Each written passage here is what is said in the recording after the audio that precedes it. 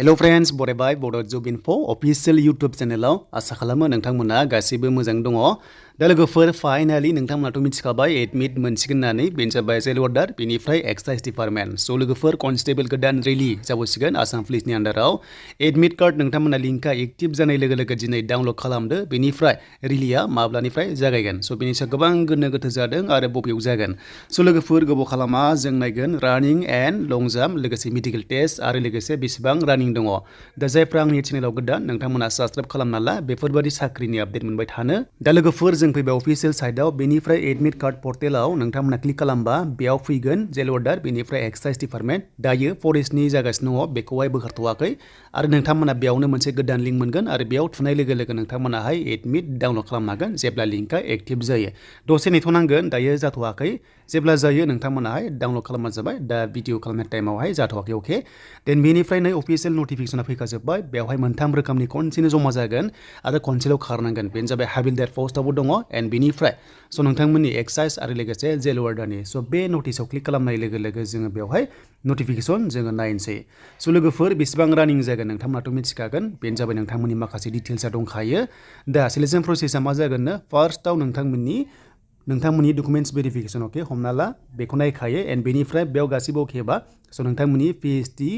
बे जाबाय नोंथांमोननि हाइट सेस सुनाय एन्ड बे गासिबो अकेबा स' नोंथांमोननि PET एबा नोंथांमोननि रानिं अके स' बेयाव नोंथांमोना पास जायोबा एन्ड बेनिफ्राय हमना ला मेडिकेल अके हमना ला मेडिकेल स' मेडिकेलखौ दानिया लास्टआवसो नायदों सिगाङावबो नायनो हागौ बे गुबुन बाथ्रासै जायखिजाया नायगोन आसाम पुलिसाव जि नाय बेखौ नायगोन एन्ड बेनिफ्राय नोंथांमोना खारनांगोन हौवाफोरा 1600 मिटार्स अके 1600 मिटार्स आरो हिन्जावफ्रा खारनांगोन 800 मिटार्स स' बिनिफ्राय बेसेबां टाइमाव खारनांगोन जों बेखौ अफिसियेल नटिफिकेसननि गेजेरजों गासैबो डिटेल्सखौ नायगोन एन्ड एडमिट नोंथांमोनाहाय डाउनलड खालामदो दिनैनिफ्रायनो आरो रिलिया स' नोंथांमोननि रिलिया जागायगोन बेखौ मिथिखाबाय मार्चनि 1निफ्राय स' बबेयाव जागोननो बेनो जाबाय नोंथांमोना जि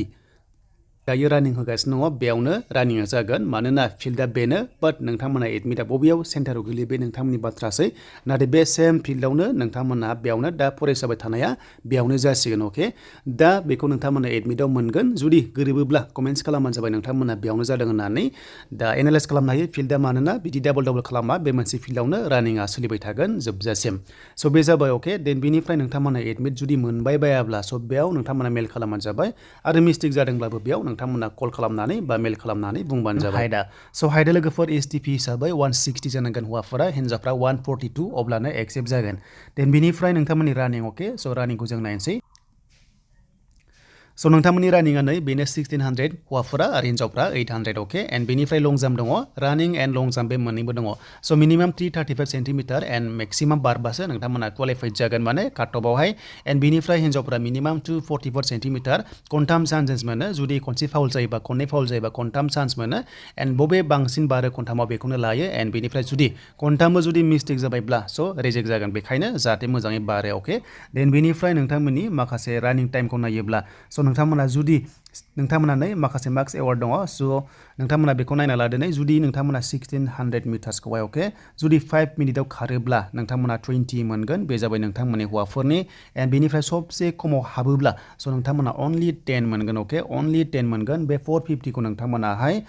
60 जों डिभाइड खालाम अब्ला बेसेबां टाइम ओंखारो स' नोंथांमोनाहाय बेखौ मिथिगोन अके जास्ट नोंथांमोना 7 मिनिटाव हाबोब्ला जास्ट नोंथांमोना मा क्वालिफाइड जागोन बाट जुदि 5 मिनिट हाबोब्ला नोंथांमोना एक्सेलेन्ट जागोन बेखौ नोंथांमोना जाहाथे नायो एक्सेलेन्ट थाङाबा नोंथांमोना काटअफआव एसे प्रब्लेम जायो अब्लाबो रानिंआव एक्सेलेन्ट हाजोबखाया अब्लाबो नोंथांमोना ट्राइ खालाम 5 मिनिट 30 सेकेन्डआव कमप्लिट खालामनो नोंथांमोना आर्मि बायदि ट्राइ खालाम अब्लानो 100% काटअफ फैगोन देन बेनिफ्राय नोंथांमोननि हिन्जावफोरा बेसेबां खारनांगोन